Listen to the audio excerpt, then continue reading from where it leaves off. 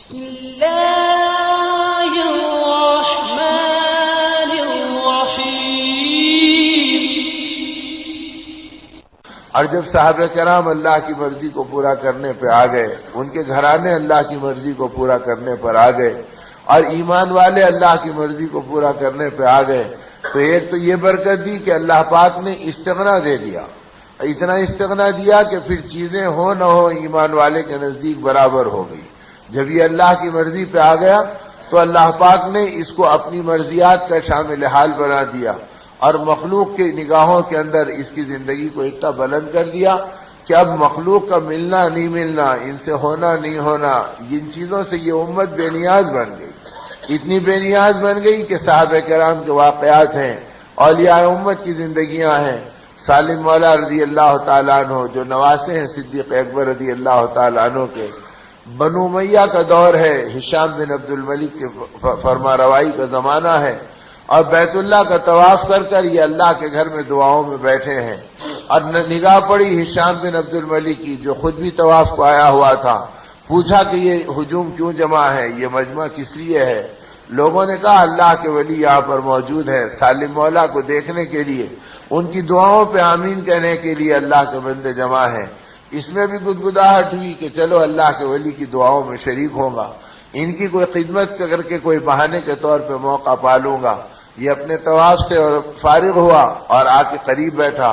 ظاہر ہے زمانے کا بادشاہ پہنچا تو دنیا چھٹنے لگی، لوگ ہٹنے لگے اور بادشاہ وقت کو جگہ ملی۔ تھوڑی دیر میں سالم مولا رضی اللہ تعالیٰ عنہ جب اپنے وظائف سے اپنی دعاؤں سے فارغ ہوئے،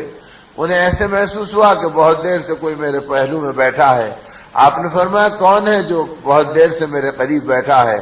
یہ منتظر تھا کہ حضرت پوچھیں اور میں اپنا تعارف کراؤں اور پھر موقع ملے میں آپ کی خدمت کر دوں۔ تو فوراً کہا کہ حضرت میں ہشام ہوں، جانتا تھا کہ وقت کا بادشاہ ہوں، بچے بچے میرے نام سے واقف ہیں۔ تو چنانچہ حضرت بھی پہچان گئے سالم مولا رضی اللہ تعالیٰ عنہ، لیکن پہچاننے کے ساتھ ہی جب سمجھ گئے کہ بادشاہ وقت ہے جو میرے پہلو میں بیٹھا ہے اور اپنا تعارف کرا رہا کہ حضرت میں ہشام ہوں، تو گرجدار آواز میں فرمایا چپ ہو جا، اپنی زبان کو بند کر لے، بیت اللہ میں بیٹھ کر غیر اللہ کو دیکھنے سے ہماری آنکھیں شرماتی ہیں، ہم تجھے دیکھنا پسند نہیں کرتے۔ تو جب اللہ کی مرضی پہ آئے تھے تو وقت کے بادشاہوں کو دیکھنے سے نگاہیں بے نیاز تھی،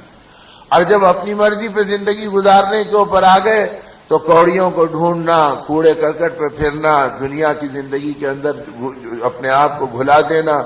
اور پھر اپنی زندگی اتنے زوال پر آ گئی کہ کہاں بادشاہوں کو نگاہوں میں لانا ایمان والا خاطر میں نہیں لاتا تھا۔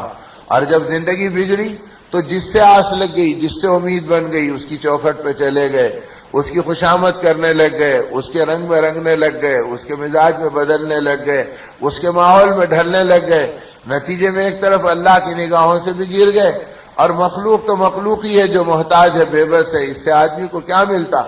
اسی لیے اللہ پاک نے اپنے بندوں کو اور اپنے نبی کی امت کی تربیت کا سامان فرمایا۔